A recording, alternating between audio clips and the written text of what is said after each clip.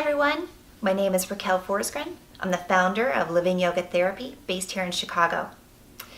November is National Caregiver and Care Partner Awareness Month. And I don't know about you, but how many of us know caregivers and care partners or have been one themselves. I've been one a few times and am one now. And we go along the journey with the person that we're taking care of, that loved one that is going through a journey of cancer in any way or some other type of disease that's very difficult to face on their own. So this month is about you. This month is about us.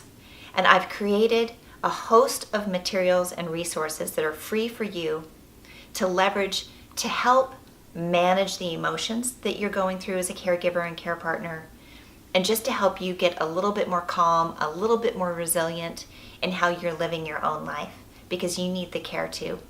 Check out my YouTube channel for all your free resources. They're there for you to use at any time, day or night.